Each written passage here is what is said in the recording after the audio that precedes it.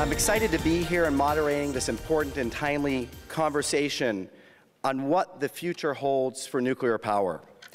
As many of you know, we had Peter Schwartz and Ralph Cavanagh scheduled last year's summit to come out and do this debate. Unfortunately, because of the weather, we had to reschedule, and I'm really thankful to both of you for agreeing to make it happen this year. So thank you very much.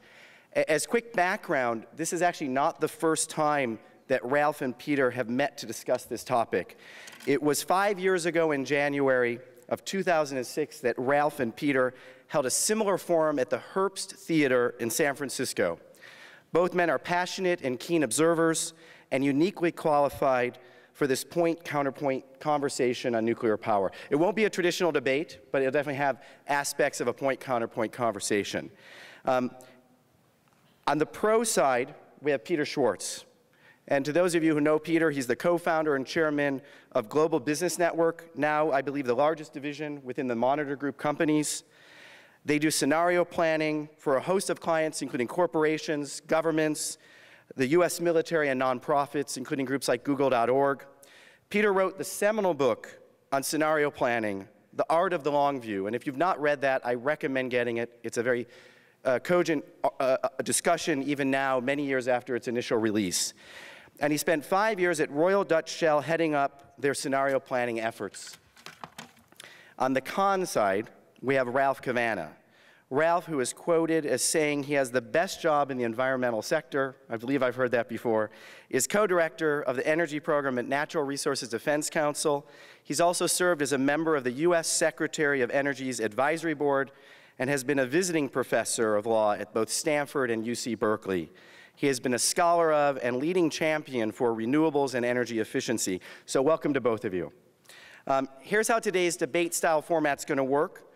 Peter's going to go first. He's going to take up to 10 minutes to make the pro case for nuclear power. His remarks will be followed by Ralph, who will also take up to 10 minutes to do the con side. And then we'll jump into a moderated conversation up here. I'll then open it up to Q&A from the audience, and then we'll give them each 1 minute for closing remarks. So with that, I'd like to bring Peter up, and we'll get going. Thank you. Thanks, Ron. And for both of us, for Ralph and me, let me apologize for last year. We got trapped by the weather, and we're delighted that the organizers have given us another opportunity to go at each other. Ralph is, of course, an old friend, and very few of us have done as much for the environment as Ralph Cavanagh has. But with having said that, let me begin. Ralph, you ignorant slut.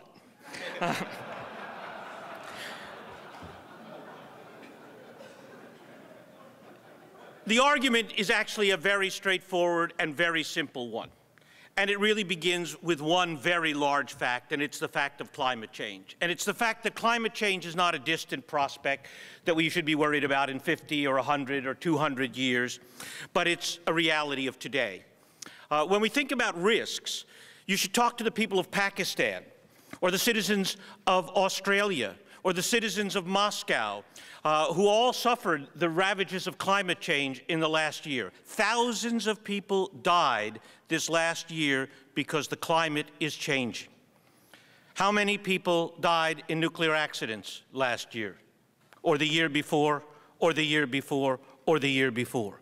Every year from now on, people will be dying because of climate change. That's the reality. It is not a distant prospect of gradual global warming, but an increasing frequency of extreme weather events of the sort that we've had in the last year. That is the climate that we are moving into, a world of increasing disruption of human life, of agriculture, and of ecosystems around the world. These weather extremes are the indicator of what is to come. But it will be worse, because, of course, today only about 2 billion people in the world are living at a standard of living roughly comparable to what we all enjoy. In the next 20, 30, 40 years, another 4 billion people will want to enjoy the lifestyle that we're enjoying. If they all try to live as we do today, if they all drive that lovely Tesla out there and add to the electricity demand of the world, moving it from gasoline and oil to electricity, we're going to find that literally those 4 billion people are going to add an enormous amount to the electricity demand of the world. And if we are not to deny them the opportunity that we've all enjoyed, and let me say, I think equity and morality demands that we allow them to, that we don't have the option of saying, no, the gate's closed, we got there, but you don't. You don't get to play the way we do. There's something fundamentally immoral about that. And oh, by the way, they ain't going to accept it. They aren't going to accept that. They're going to get rich, and they're going to drive cars, and they're going to have homes, and they're going to fly in airplanes. Anybody who's been to China or India lately knows what I'm talking about. There's a ferocity of growth in those places, a ferocity of demand, an energy that is driving those societies that is simply astonishing and will not be stopped no matter what. And energy fuels all of that. And the issue here is one fundamental fact, that the energy that is driving that today is more and more coal. More and more coal. And if we move toward electric vehicles and away from oil-powered vehicles, we're going to see even more demand for coal. So it's really all about the coal.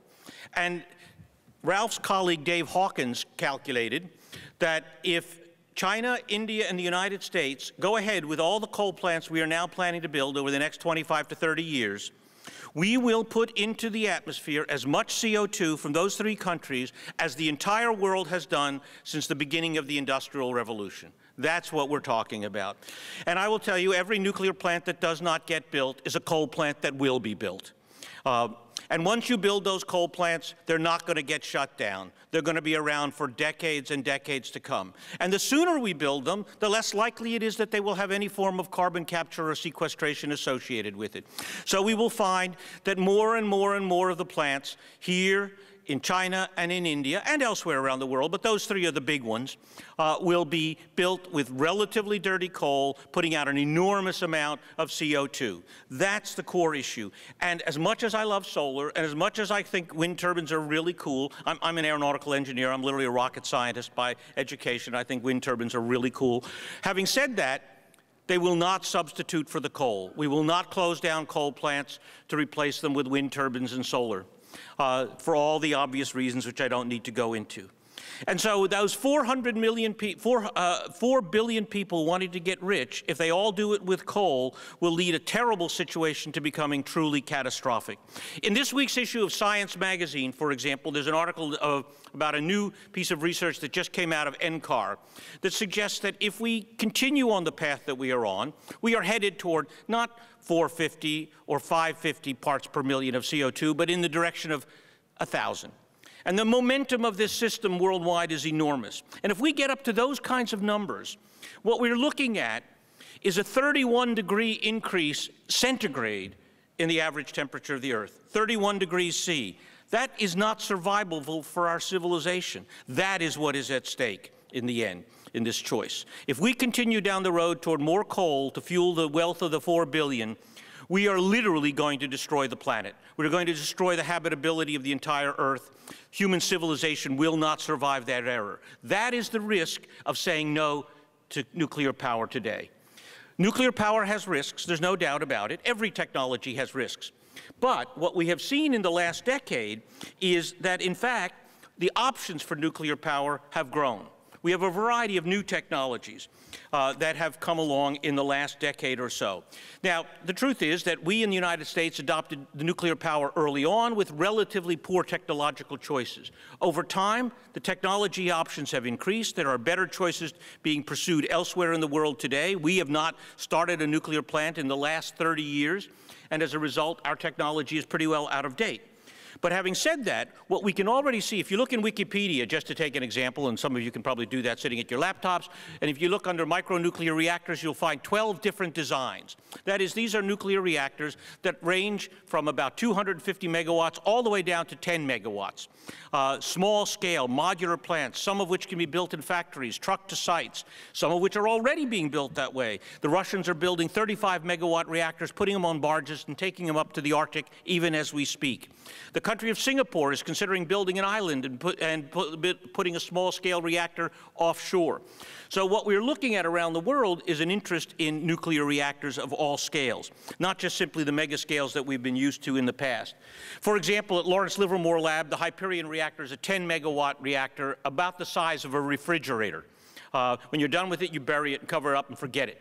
Now, my point is very simple, that the options are increasing because the demand is increasing. We need the options, and we now have about a dozen different runners in microreactors beginning to come along. At the high end, we've got 2 or 3 other designs, the AP1000 and several others that are beginning to be developed. The point is that as a result, what we've got is a variety of choices. We're not locked into one single nuclear technology. We have competing technologies that all offer options. We in the United States, unfortunately, are not moving very aggressively as the rest of the world is.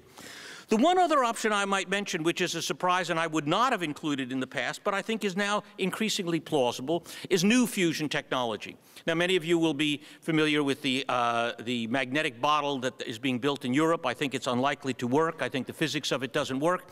But at Livermore Labs, we've got the giant new National Ignition Facility, which is a giant laser, actually about 128 lasers coming in on a beam and producing fusion in a small deuterium capsule. They expect to hit sustained fusion next year. If they succeed, they think they will have a commercial reactor in 10 years, i.e. 2020. Now, let me say that the odds of success here, let me call it 1 in 10. It's still pretty low. The engineering of this is unbelievably difficult. But having said that, if it happens, it's a real breakthrough, and it's a game-changing technology. Deuterium is abundant and relatively cheap and can produce abundant electricity using laser fusion. I'm not counting on that. What I am saying is that we need to pursue all of those options. All of them need to be pursued because we don't have any luxury, we don't have any time to waste, we don't have any maneuvering room, and we cannot achieve the levels of CO2 reduction necessary to slow the climate change that is already underway. Because the climate change is happening. It isn't a question of whether, it's only a question of how much. And if we go ahead without nuclear power, if you look at the way in which the renewables are being deployed today and being operated today, and even in any system that one can imagine in the near future, it is unlikely to be able to produce the volume of electricity that we are going to need, in addition to what is coming with the growth in population and the growth in demand from things like electric vehicles. So unless we are prepared to see the kind of weather events that we've seen in the last year continue and to increase in their intensity, increase in their frequency, and increase in their impacts around the world, causing vast human suffering, starvation, and death in enormous numbers, we need nuclear power. Thank you.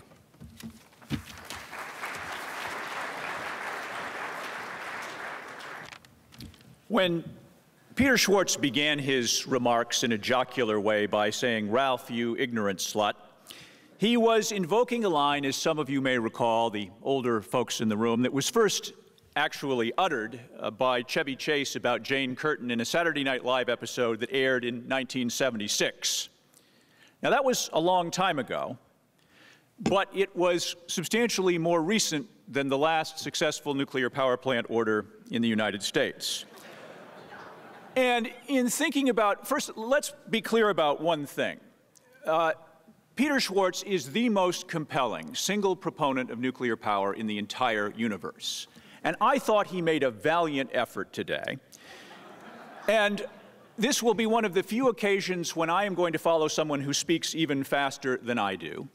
But this is a room full of people who are used to fast-talking salesmen who arrive with the best technology on Earth, and if you will only come up with a few more, in his case, hundreds of billions of dollars, he will solve the world's economic and environmental problems with it. What everyone in this room, I think, knows is that the world of clean technology procurement doesn't work quite that way at this scale. And that's the most important thing I'm going to have to tell you about, in addition to 6 words with which I will close my presentation that represent the strongest possible rebuttal of what Peter has told you from someone other than me, whose identity I think will interest you. But I want to say a couple of things. First of all, about Peter himself. Peter and I, as Ron mentioned, last had this debate 5 years ago at the Herbst Theater in San Francisco, and the moderator was Stuart Brand, who many in this room revere along with me. And afterward, Stuart wrote a book in which he basically adopted Peter's position completely, in every respect. And I read through it and was slightly crushed. But there was one passage that I want to read to you that expresses something important that I want to say about the disagreement Peter and I are having, and it's a disagreement in this room, I suspect, although clearly Peter's got the majority on his side at the moment. What Stuart did was he said, you know, in the world of people who care about clean technology and environment, there are now two camps, and soon maybe more camps. He called one the greens and one the turquoises. I'm a green, and Peter, as suggested by his choice of shirt today, is a turquoise. But here's what Stuart said about that. He said, you know, the greens and the turquoises, they're going to differ over nuclear power. They can divide up what there is to be done outside of nuclear power, and they can still be overworked and overwhelmed. If they maintain an ongoing, mutually respectful debate, that will help each camp critique the other's projects usefully, and they'll also know when to collaborate for focused effectiveness. If they define themselves in partisan opposition to each other, then all is lost. And I think Stuart is absolutely right about that. And I'm now going to spend a few minutes critiquing one of my friend Peter's projects, but also suggesting some areas for focused collaboration. Now, on the issue of why I still respectfully differ with Peter, who has come to you preaching basically the gospel of nuclear renaissance, he and I have been at this for a long time. I started shortly after Chevy Chase said that about Jane Curtin. And over the 31 years that I've been doing this, I believe I've lived through at least 5 nuclear renaissances, moments at which exciting new nuclear technologies had us poised on the verge of a brave new era. And I actually co-authored one of the reports about what was needed to make the nuclear renaissance work. This thing I'm holding in my hand it started out at the very end of the Reagan administration, and we were commissioned, there was a group of us commissioned by the National Academy of Sciences to define what it would take to launch the next nuclear renaissance. Now, the committee was 18 nuclear fanatics and me. The 18 nuclear fanatics were not nearly as compelling in public as Peter, but he would readily acknowledge that each and every one of them was as passionately committed as he. And I went along for the ride because I thought it would be interesting to define a world in which nuclear power could succeed. We basically told the nuclear industry they needed to do 3 big things. And I didn't think any of the 3 were possible. In fact, the nuclear industry pulled off 2 of the 3. The first was you've got to this is 20 years ago, remember. This is when these recommendations came out, 20 years ago. We said, first, you've got to dramatically improve your safety and operational culture. At the time, the average nuclear plant was running at a capacity factor of about 60%. There was a lot of sloppiness. There were terrible relationships with the safety regulators. The nuclear industry cleaned up its act. You need to hear me say that. They got the capacity factors over 90%, safety culture dramatically better, internal controls that are now being used as the model for what the offshore oil industry needs to do to clean up its act. And I'm glad to see that. We also told them they had a tremendous amount to do to shore up their legislative and regulatory position. They created the most effective lobbying entity in all of Washington. If we could do what they did, we being the efficiency and renewable side, then all of Dan Riker's aspirations from this morning would have been reached already. They got a wonderful thicket of operating subsidies, construction subsidies, subsidies for possible delays in regulatory action. They got immunity from catastrophic accidents. They got a much more effective relationship with their regulators. They did all of that. But we told them there was one other thing they had to do. That in a utility industry, increasingly marked by a competitive procurement model, where the old monopolies were falling away, the old monopolies that had nurtured the first generation of nuclear plants and still generated costly cancellations, we told them they had to create a competitive product for that new competitive procurement system that we predicted would come to dominate the U.S. utility industry and ultimately the world industry. And I think we were right about that, and that is where the signal failure has been and remains. Again, in the 20 years since, how many nuclear plants successfully moved through competitive procurement? None. When was the last nuclear plant actually ordered and built? 1973. In a commentary from late 2010, called Honey, I Shrunk the Renaissance, regulator Peter Bradford, who knows as much about nuclear energy as anyone on Earth, looked at the competitive performance of nuclear power, pointed out that as far as he could tell, in relative terms, with all of the competitors capable of meeting the economic and environmental challenges that Peter and I care passionately about, and I will yield nothing to him in how much I care about global climate and the urgency of suspending this uniquely dangerous experiment we're all conducting with it. And if the choice really were coal versus nuclear, I'd be there with Peter, but everyone in this room knows there are many other choices. What Bradford said in thinking about the competitive procurement world of utilities and where nuclear fit, the analogy he used that I thought was in some ways apt was he said, you know, the urgency of world hunger does not compel us to fight back with caviar, no matter how nourishing fish eggs may be. And what's imperfect about the analogy is that caviar at least can be acquired relatively quickly and served in small doses. The fundamental problem with the nuclear reactors now on the market and being offered in competitive procurement is precisely that they are so big, that they take so long to build, that they are so relatively inflexible in operation. They are designed as giant 24/7 city-sized power supplies, remote from population centers, the antithesis of everything you've been told today about what we're trying to accomplish with the smart grid. And yet, what is most important to know is Peter has confidence about the prospects of nuclear in a world of competitive procurement. I have no confidence. Neither of us is going to be the decision maker.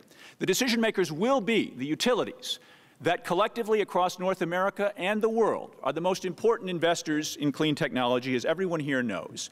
The issue is, can nuclear make its case against the most formidable competition we've ever seen? And this is in many ways, I think, a good news story. Not just, I don't think Peter and I can begin in the short time we have available to do justice to all the competitors, but they come in and present to all of you all the time. You know how rich the efficiency, renewables, efficient natural gas, and a whole host of other options really are. All the integration solutions to make sure that the intermittent resources can meld with the others. The very concept of baseload generation, which drives much of the nuclear enthusiasm, is almost certainly obsolete today, as Peter might agree, and even more important, the chair of the current Federal Energy Regulatory Commission agrees. But where we can agree, and this is the note on which I want to close, is that we all, wherever our relative level of enthusiasm is for nuclear power, we need a functioning system of long-term resource procurement. We need the utilities empowered to go out and invest, make long-term decisions. I'm with Peter. I want them to be able to make 10, 20-year commitments to the best options available that come through competitive procurement. I don't want the world energy markets to run solely on spot markets. And that model of long-term utility procurement is very much under challenge today in the United States and worldwide. We need today to shore it up together. We need to be before those public utility commissions, which are in unlovely places, remote places across the United States and North America, making the case for more clean technology investment and ensuring that it does not shut down. As we make that case, my fundamental reason for optimism that other, better alternatives will prevail is summed up in the 6 words that I promised to provide, which were reported in the New York Times at a conference convened in December 2010 by the Idaho National Engineering Lab, which has the strongest rooting interest in nuclear power imaginable. The quote is from the chief nuclear officer of the Exelon Corporation, who runs the biggest nuclear fleet in North America and does it better than anyone else on Earth. And on the prospects for new nuclear plants to be ordered by Exelon through competitive procurement, he said this: "We just can't make the numbers work." Thank you.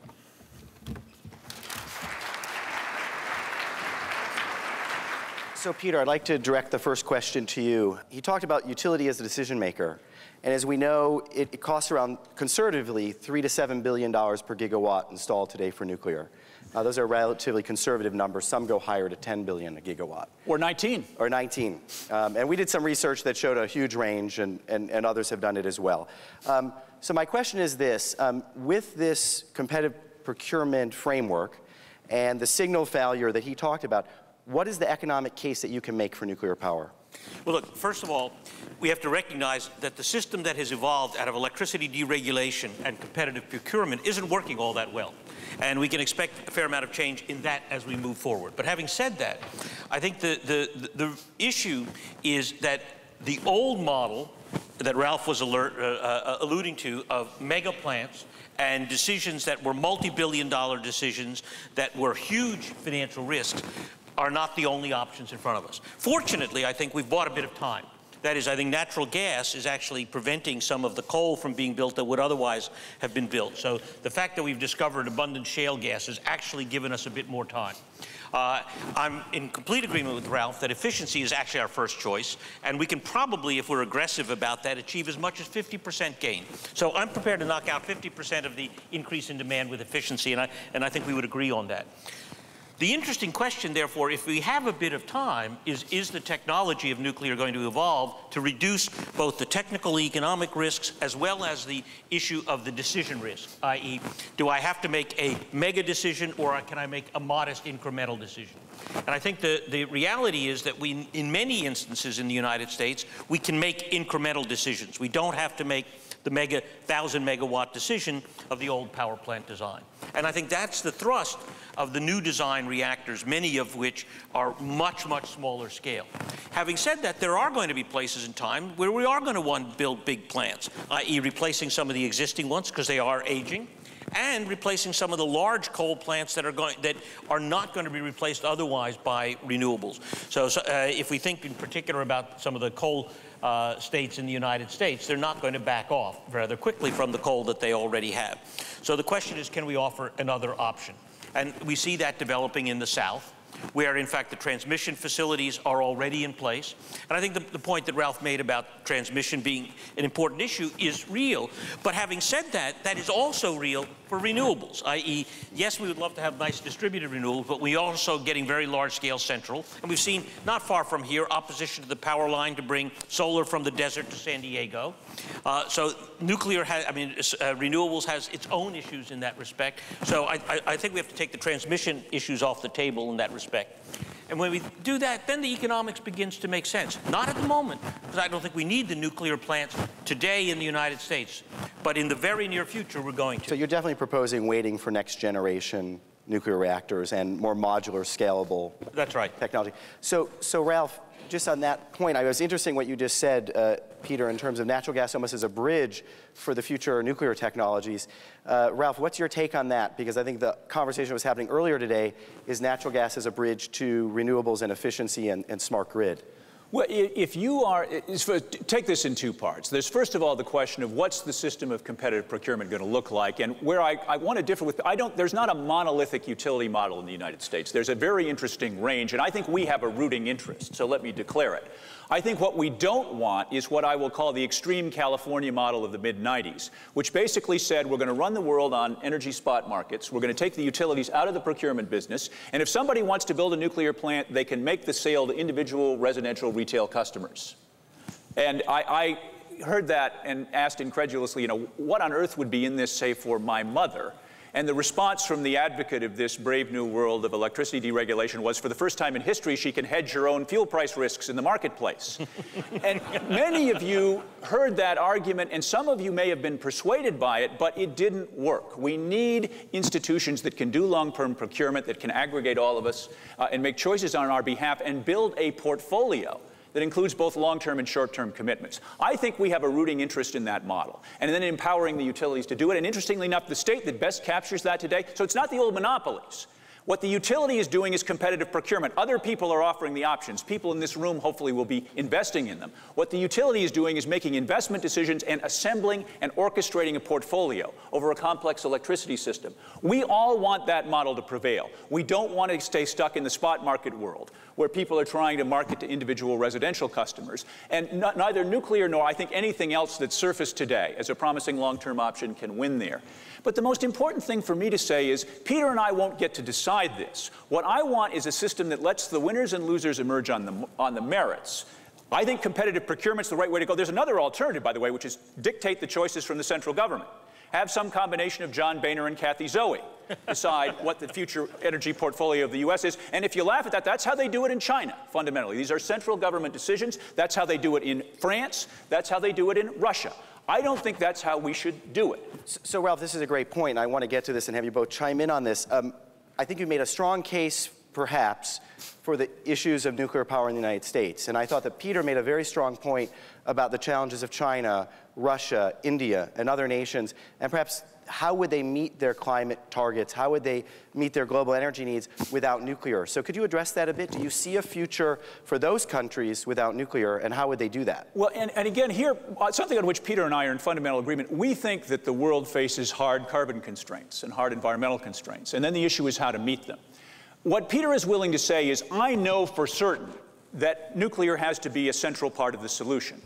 I have less technology hubris on this than Peter does. What I want is a system that lets the winners and losers again emerge on the merits. If Peter is right, I mean, people say to me, is nuclear power back on the table? It's never been off the table, in my mind, in the United States or anywhere else, in all the years that I've been doing this. In the United States, where we run competitive procurement as the central focus, it hasn't won any contracts yet. In China, which doesn't use competitive procurement, there are 24 nuclear plants under construction at this moment, which maybe Peter views positively. What worries me is I remember what happened when Washington State, through a public agency, tried to build 5 nuclear plants at once back in the late 70s and early 80s.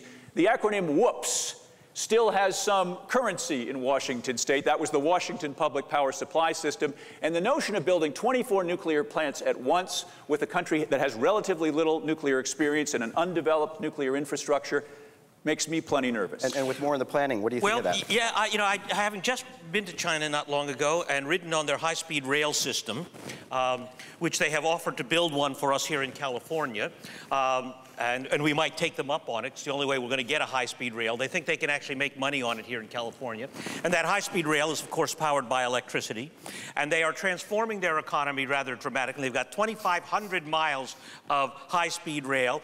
And that's one of the reasons they think they need nuclear power. And I also just returned from India, and you watch what's happening in even rural India by way of economic growth, and you see the 800 million people living in desperate poverty in India, and you say to them, no, actually, you can't have nuclear power that will be relatively cheap. Oh, you should burn coal instead, because that's the alternative they're actually looking at. They're going to do as much solar and wind as they can, as their climate allows, and their climate has issues with respect to solar. It depends where in India you are and what you can do. So, in my view, I don't think they have a choice. But I want to go back to one thing you said a moment ago. And I think they do. Yeah. Yeah, you know, in terms of that central procurement, we had a very interesting election recently in California about municipalization. And the election was not a statewide election, it was Marin. And Marin elected because they wanted green energy to be able to buy their own electricity and get away from that evil giant PG&E of central procurement. Who did they contract with to buy their electricity from? I believe it was the Shell Oil Company. It was Shell Oil, exactly. That small local company from California. John's old company, my old company. Right. The artifacts of ownership, acquisition, operation, and so on are important questions. But in the end, it is how much emission comes out of the power plant that is really going to be the issue. And now, Marin cannot be at all certain what the outcome will be by way of reduced emissions by the choices they made locally to get clean energy. They may get natural gas, they may get solar, they may get wind, they may get hydro, depending upon what Shell is able to purchase in their behalf. So I think these are largely artifacts, and in the end we have to look at what the actual outcome is in terms of power plants that get built and the emissions that result from it, and the lifetimes of those plants.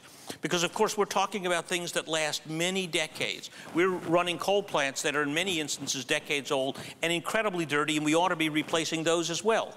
But I think the reason for some humility in all of this is nicely captured by where the energy debate was back when Peter was listening first to Saturday Night Live.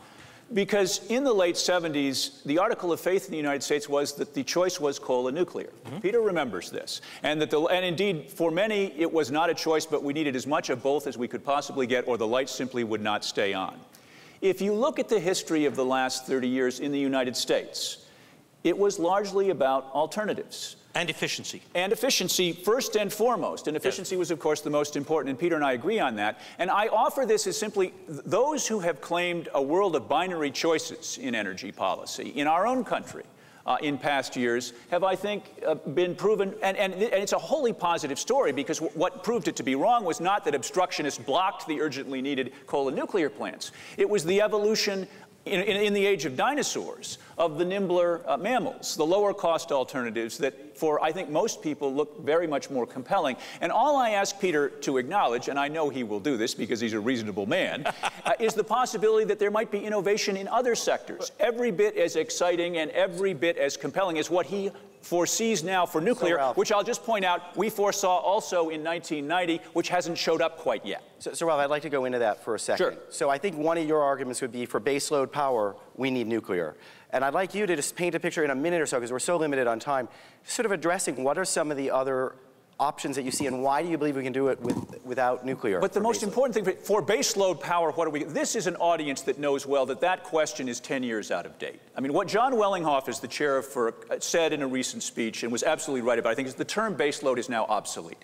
That what we are in a world with smart grids, with intermittent renewables, with a whole host of new integration technologies. We do not need something that runs 24/7. I think you and Amory would say that, and others, and I might as well, but I don't think everyone says that. So I'd love to go a little further on this. I'm here to try to make sure that as many more people as possible end up saying it, because I believe it strongly. And the notion that there's some arbitrary category called baseload, we've got to eat our vegetables before we can get to dessert. When you saw the panel this morning on natural gas and renewables, when Riker and his colleagues were talking about what the integration solutions are that marry the best of both into a reliable 24/7 power supply, you were getting at the heart of why Wellinghoff says that the term baseload is now obsolete. And I think that's right, and I'll be surprised if Peter strongly disagrees with it. I do disagree. All right. I'm not sure we're there yet, Ralph. I'm not sure. We may be there someday, and someday maybe only a few years. We have a little time now. Yeah, well, it may be, but the deployment of I'm all in favor of smart grid. I'm in favor of smart everything. I mean, we don't want anything that's stupid. Having said that, the point is that actually implementing a smart grid is a really big challenge. It's not a little thing. It's an economic challenge. It's a technical challenge. It's a behavioral challenge. I mean, we saw the things that people will do with a smart grid. You know, I don't think most people are really all that hungry to manage their electricity day to day, minute by minute, hour by hour. There are a few of us are, and there are some who are economically driven to do so. But the truth is that most people just want to turn on the lights or open the refrigerator and have things work. And the truth is that the smart grid is, I think, going to have a very big effect on people and institutions and organizations that are very sensitive to the economics of energy. Most of us are not that sensitive to the economics of energy. And so I think that the reality of the smart grid providing an alternative mechanism for integration is still quite a long way off before we reach the scale that would be required to minimize the need for baseload. We will need transmission capacity that is much, much greater than we have today, if that's ever going to happen. We agree, even if one assumes that I'm right and that baseload is an obsolete term, there are still going to need to be, for instance, remote renewables developed, Peter. So we're not in disagreement on that. And I don't conflate the smart grid with all of the elements of the integration solutions that, for example, the natural gas panel was talking about that. A lot of that's just smart utility management. But look, the guys from Google who just announced that they're going to put in the underwater transmission facilities for linking wind power, offshore wind power on the East Coast. Really cool idea, okay? Immediately, about 5 governors of the states between the upper Midwest and the East Coast said, well, wait a minute, we want to make sure you don't expect us to build transmission lines across our states to be able to deliver wind power from the Midwest to the East Coast or other areas. But Peter, you and I have that problem's going to have to be solved whether it's a nuclear future or a non-nuclear future. Well, I can build a nuclear plant in South Carolina, and I may not be able to run the power line all the way from Wisconsin or North Dakota to bring me power. Well, but Peter, if you're willing to give up, if you're willing to rededicate the existing big sites, we can do lots of things with them. Well, we can expand the existing sites. Yeah. We've got 102 sites where we could already build additional plants that exist today. And we can actually put other facilities on those sites. The largest solar development in Washington State is, of course, on the abandoned nuclear Well, we should cover everything around the plants system. with solar. I have no problem with that. Okay, so solar and nuclear together. Yes. No, I'm suggesting that sometimes one is a useful alternative, and there were 15,000 megawatts. Happen, and I've seen Peter that, was stunned, I think, to find that 15,000 megawatts of PV went in worldwide this year. That's true. After 250 10 years ago, it's a pretty rapid growth rate. Yeah. Of course, solar power is a form of nuclear. So let's go on to the waste issue. Well, if he's willing to accept that, I'll concede the debate. On to the waste issue. So let's go to waste, because the industry has had decades to solve that issue. They haven't. That's one of my big complaints. It's why I don't put it in a clean tech taxonomy yet. So can you talk about some of the technologies you see coming out? And then, Ralph, I'd like your comments on that. Sure. I am not one of the people who favors Yucca Mountain, for example. I've actually been down in the hole. I went all the way down into the hole. It's a really cool hole. It ain't ever going to have nuclear waste in it. And because it's a bad idea. I mean, first of all, the idea of storing things for tens of thousands of years or literally millions of years, I think is a non-starter. I don't think we can ever count on that. Having said that, the actual thing we are doing today is probably not a very bad idea. That is local storage in pools, in concrete caskets that are relatively safe. And is that probably not a bad idea? Because I think we're going to want that fuel later on. That is that waste we're going to want to do things with when our technology for reprocessing waste gets better. It will be more accessible in its current form. And it's, we're only using about 6% of the energy out of the fuel right now. We could get much more out of that energy. So my theory of the waste is don't bury it forever. Now, there is probably some very high-level waste, mostly associated with nuclear weapons, not with nuclear power, that we probably do need to bury forever. The Canadians are digging a very deep hole to go down close to the mantle and actually, dump it many miles down. That may be the answer, a real shield. But have it for weapons waste. But for nuclear power waste, I think we need to keep it around and relatively accessible for a long time. And any technologies that you see on the forefront to encapsulate it better and handle it? Actually, the stuff we're using right now is not bad for a couple hundred years. Okay, that's about what we need to improve our reprocessing and make sure we still have that fuel available. This is not the technology for 10,000 years, but for a couple hundred, it'll work. Here is the difficulty, though. If you are a utility executive and you're thinking about resource procurement involving a nuclear plant competitor, Peter just told you something really important, which is that you are going to remain responsible for that waste on your site for a couple hundred years. Couple hundred years. A couple hundred years is still well outside the comfortable time frame of the typical utility CEO. That's a problem. The fact that you are going to have to take that responsibility, the fact that that is one of the legacy burdens that comes with that choice, is part of why the Exelon chief nuclear officer can't make the numbers work anymore. Okay. So there are more than 24 states with RPS. Only one of them includes nuclear power. There are debates raging right now inside Capitol Hill to have a clean energy standard, which could include nuclear. There's also questions around CETA, the Green Bank, if that moves forward, should it include nuclear or not? So those are a two-point question, but Ralph, maybe you could start. Should we include this? Should we not?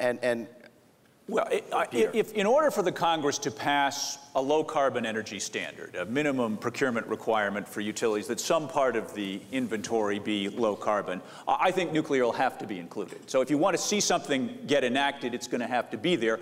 What I would say, if I were offered that proposition, full competitive opportunity for efficiency renewables head-to-head against nuclear, and it was truly a full competitive opportunity, I'd say go for it, and I'd say we'd sweep the table. Now, on the issue of the Clean Energy Development Bank, I reach a different conclusion because the nuclear guys already have everything that's in the Clean Energy Development Bank for efficiency and renewables. They've got the production incentives, they've got the upfront investment credits, they've got insurance against regulatory delays, they've got absolute liability pretty close for accidents. What on earth more could the federal government devise to make life hospitable for a nuclear plant? And it just seems to me that at that point, it's rather ridiculous to layer that on as well. But I actually happen to agree with Ralph on this one, and mainly because I think, in fact, renewables need that extra boost. I mean, I think we're going to need, I do think we need as much solar and as much wind as we can get. Having said that, I think this is one of the best ways to get it, and I think it would be a distraction, both politically and economically and from the resource point of view, to take this new development bank and focus it on nuclear. Great. Ralph, we're going to have to wrap up now, so since Peter went first, I'd like you to go first now in your 1-minute summary on your argument. Peter has erected a world in which, as he said, every dollar I don't spend on a nuclear plant will go to a coal plant. And if you think that's the world, you vote with Peter. But nobody in this room can possibly think that's the world. You know two things. You know that there is a limited amount of capital available to solve our energy and climate problems, and that there is an urgent need to pick a portfolio in which the winners and losers emerge on the merits in terms of cost, scale, and risk. And it's going to be diverse, and it is going to draw on all the genius and innovation represented in this room.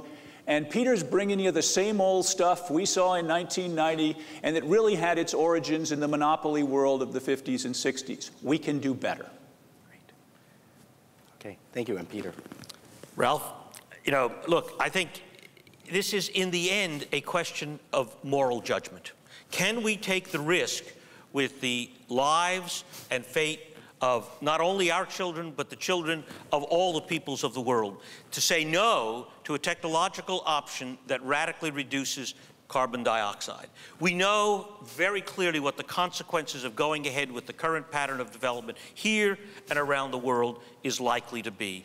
If we build all those coal plants that we're now planning to build around the United States and in China and in India, we are going to find a world that we do not like very much. It will not be a question of economic choice. It will be a question of war and peace. It will be a fight over water. It will be a fight over air. It will be a fight over land. It will be a fight over food. This is a question of war and peace. It is not a question of economics. And if we fail to deter the rise of CO2 in a radical way, radically reduce that CO2 emissions, we will find ourselves in a world of conflict, in a world of disorder, and a world that our children will curse us for. And if we make the choices today right, to give ourselves choices in the future, if we have options in energy in a decade, in 20 years' time, if we can do it without CO2, we're going to create a world for our children where they have choices, they have room to maneuver, and they can make still better choices beyond that. Thank you. Please join me in thanking both Peter and Ralph.